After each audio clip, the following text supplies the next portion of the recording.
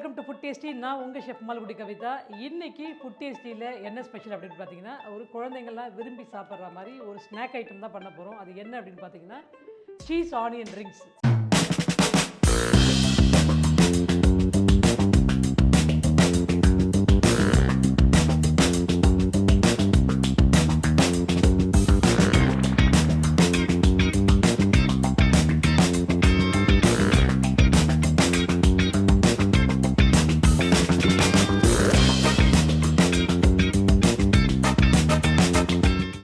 ஒரு ஆனியனுக்குள்ளே ஒரு சீஸை வச்சு ஒரு ரிங்ஸ் தான் பண்ண போகிறோம். கண்டிப்பாக எல்லா குழந்தைங்களும் விரும்பி சாப்பிடுவாங்க.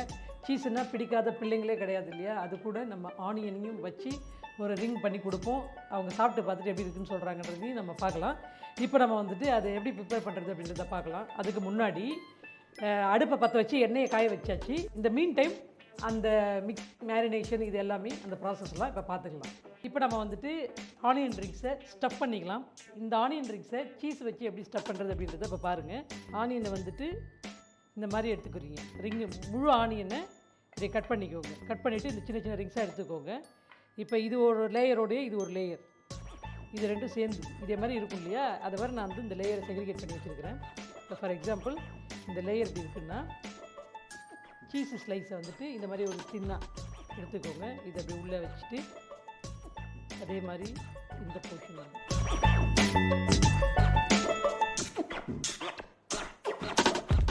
போட்டோமா.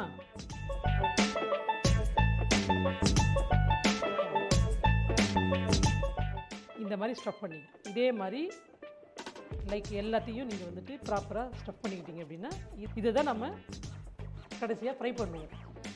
எக்கு ஃப்ளாரு எல்லாத்தையும் போட்டு பீட் பண்ணிவிட்டு டிப் பண்ணி பேக்கோகிராம் கோட்டிங் கொடுத்து அப்புறமா ஃப்ரை பண்ணுவோம்.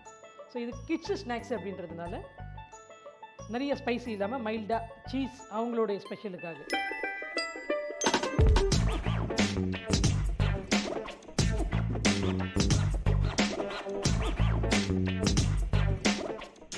இப்போ எப்படி ஸ்டஃப் பண்ணுறது அப்படின்றத பார்த்தீங்க இல்லையா? இதே மாதிரி சிம்பிளாக லேயர் எடுக்கிறீங்க.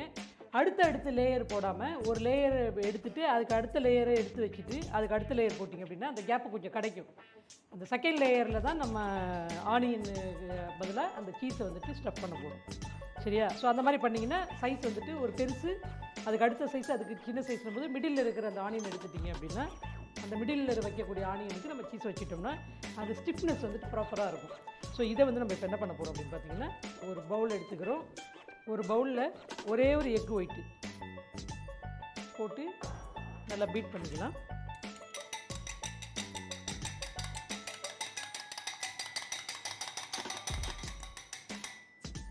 எக் ஒயிட் பீட் பண்ணியாச்சு. உப்பு, தேவையான அளவு உப்பு,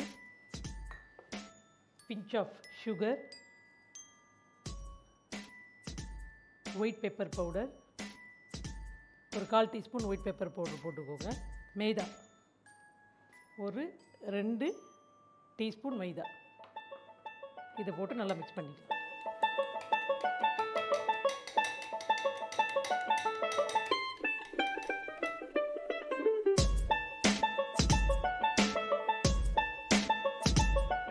இதில் வந்துட்டு கொஞ்சம் தண்ணி ஊற்றிருக்கோம். தண்ணி ஊற்றிட்டு ஃபியூ ட்ராப்ஸு வினிகர். வினிகர் இல்லைன்னா பரவாயில்ல, நீங்கள் லெமன் ஜூஸ் கூட போட்டுக்கலாம். கன்சிஸ்டன்சி வந்து பார்த்திங்கன்னா இந்த கன்சிஸ்டன்சி இருக்கிற மாதிரி பார்த்துக்கோங்க. அப்போ தான் டிப் பண்ணுறதுக்கு, டிப் பண்ணி நம்ம பேக்கோகிராமில் பைண்ட் பண்ணுறதுக்கு ப்ராப்பராக இருக்கும். ஸோ இப்போது டிப்புக்கு ரெடி பண்ணிட்டோம். இதில் நம்ம என்ன பண்ண போகிறோம் அப்படின்னா, இப்போ நம்ம வந்துட்டு ஒரு பிளேட்டில் வந்து வெட் இல்லாமல் ட்ரையாக இருக்கிற ஒரு பிளேட்டில் இந்த பேக்கோகிராமை ஸ்ப்ரெட் பண்ணிக்கலாம். பேக்கோகிராம் அப்படின்றது ஒன்றும் இல்லைங்க, ஃப்ரெஷ்ஷு ப்ரெட் இருக்கு இல்லையா? அது ஃப்ரெஷ்ஷு ப்ரெட்டில் டீஹைட்ரேட் பண்ணி அந்த டீஹைட்ரேட் பண்ண ப்ரெட்டை வந்து இந்த மாதிரி கோர்ஸாக இந்த கன்சிஸ்டன்சிக்கு பொடிச்சு வச்சுக்கோங்க. நீங்கள் இந்த ஃப்ரெஷ் ப்ரெட்டில் பண்ணிங்க அப்படின்னா இது நல்லாயிருக்கும் உங்களுக்கு. நம்ம பொரிக்கும் போது அது வந்து ரோஸ்ட் ஆகும். இதே நீங்கள் ரோஸ்டடு க்ரம்ஸில் போட்டிங்க அப்படின்னா அது நல்லா இருக்காது. கலர் இந்த டெக்ஸ்சர் அதில் வராது. ஏன்னா ஆல்ரெடி அதை ரோஸ்ட் பண்ணி பேக் ஆகி வந்திருக்கிறதுனால உங்களுக்கு அதில் வந்து திருப்பி போட்டிங்கன்னா ப்ரௌன் கலராக மாறும், தவிர்த்து அந்த கோல்டன் ப்ரௌன் கலர் வந்து உங்களுக்கு வராது. ஸோ அதனால் நம்ம வந்துட்டு இந்த ஃப்ரெஷ் ப்ரெட்டை வந்துட்டு பேக்கோகிராம் வந்து நம்ம யூஸ் பண்ணுறோம். கடையில் கிடைக்கும் ரெடிமேடாக. அப்படி இல்லை அப்படின்னாலும் நீங்களே வீட்லேயே நீங்கள் ப்ரிப்பேர் பண்ணலாம். யூஸ் பண்ணுற ப்ரெட் வந்துட்டு ஃப்ரெஷ் ப்ரெட்டாக இருக்கும். லைக் நீங்கள் ஸ்வீட் ப்ரெட்டு, வீட் ப்ரெட்டு அப்படி போடாமல் ஒயிட் ப்ரெட், ஜஸ்ட் ஒயிட் ப்ரெட்டில் நீங்கள் அந்த மாதிரி பண்ணுங்கள். ஓகேவா? இப்போ இதில் ப்ரெட்டு நல்லா ஸ்ப்ரெட் பண்ணிட்டோம். இதில் வந்து நம்ம என்ன பண்ண போகிறோம் அப்படின்னு பார்த்தீங்கன்னா, ஏற்கனவே நம்ம உள்ளே வந்துட்டு இது ப்ராப்பராக ஸ்டஃப் பண்ணி வச்சுருக்கோம் இல்லையா? இதை அப்படியே இதில் போட்டு இப்படி டிப் பண்ணுறோம். டிப் பண்ணிவிட்டு இந்த ப்ரெட்டில் போடுறோம்.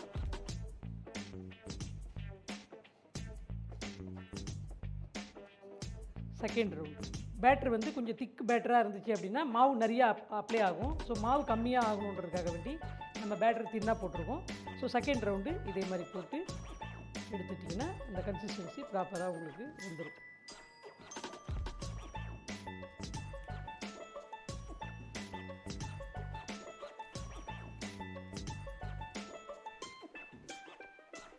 இதே மாதிரி எல்லா பக்கமும் பேக்கோக்ரம் அப்ளை பண்ணி அந்த பேக்கோக்ரம் போயிட்டு அந்த பேட்டரு அந்த எக்கு ஒயிட்டு அந்த பேட்டரோட அப்சர்வ் பண்ணணும். அப்போ தான் வந்து அந்த கோட்டிங் வந்து ப்ராப்பராக ஆனியனில் உட்காரும்.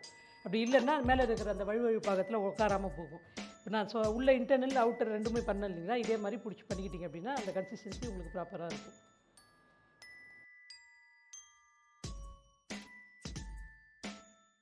இதே மாதிரி ப்ராப்பராக வந்து என்ன பண்ணுறீங்க அப்படின்னா ஃபுல்லாகவே பைண்ட் பண்ணிவிடுங்க. இந்த கன்சிஸ்டன்சி ப்ராப்பராக இருந்தால் மட்டும்தான் உங்களுக்கு வந்துட்டு அந்த பைண்டிங் வந்து எல்லா இடத்துலையும் போய்ட்டு பைண்ட் ஆகும். அப்படி இல்லை அப்படின்னா அப்பு டவுன் ஆகும். எட்ஜஸ் இன்டர்னலும் அவுட்டர் ஸ்கின்னும் ஒட்டாமல் போகும். அதுக்கு ப்ராப்பராக இப்போ நம்ம என்ன பேட்டர்னில் பண்ணமோ அதே பேட்டர்னை அப்படியே ஃபாலோ பண்ணிங்க அப்படின்னா டெஃபினட்டாக உங்களுக்கும் வந்துட்டு இந்த சீஸ் ஆனியன் ரிங்ஸ் சூப்பராக வரும். எண்ணெய் வந்துட்டு ரெடி ஆகிடுச்சு. இப்போ நம்ம போட்டு ஃப்ரை பண்ணிடலாம்.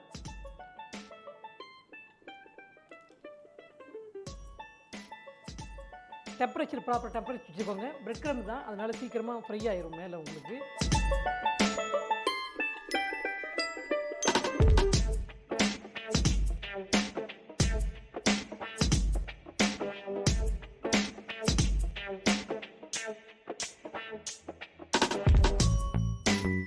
இதே மாதிரி இந்த ரிங்ஸை வந்துட்டு ப்ராப்பர் டெம்பரேச்சரில் போட்டு ஃப்ரை பண்ணிங்க அப்படின்னா ஓரளவு இந்த மாதிரி பைண்ட் ஆகும். கொஞ்சம் சீஸ் வெளியில் வந்துச்சுன்னா அதை பற்றி ஒன்றும் ஃபீல் பண்ண வேண்டாம். மைல்டாக அது மெல்ட் ஆகி வந்துச்சுன்னா வெளியே வரட்டும். ஏன்னா நம்ம தின்னாக தான் கொடுத்துருப்போம். ஓவராக பேட்டர் கொடுத்தீங்க அப்படின்னா பைண்டிங் ரொம்ப அதிகமாக இருக்கும். கொஞ்சம் சீஸ் இப்படி வெளியே வந்துச்சுன்னா பார்க்குறதுக்கும் அட்ராக்ஷனாக இருக்கும். இந்த சீஸ் ஃபீலிங்ஸ் அப்படியே இருக்கும். இப்போ நம்ம வந்து இதை பிளேட்டிங் பண்ணிக்கலாம்.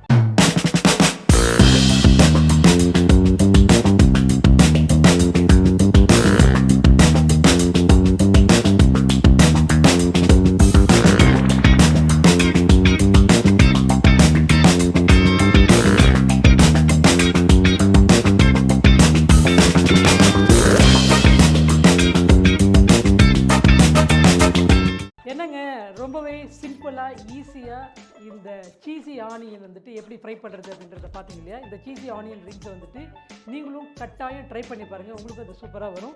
ட்ரை பண்ணி பார்த்துட்டு உங்களுக்கு அது எப்படி வந்ததுன்றத வழக்கம் போல் மறக்காமல் நம்மளோட கமெண்ட் பாக்ஸில் மென்ஷன் பண்ணுங்கள். தொடர்ந்து நிறைய பேர் நிறைய விஷயங்கள் சொல்கிறீங்க. நீங்கள் கேட்குற எல்லா விஷயங்களும் நம்மளும் ஒன்று அப்லோட் பண்ணி தான் இருக்கோம்.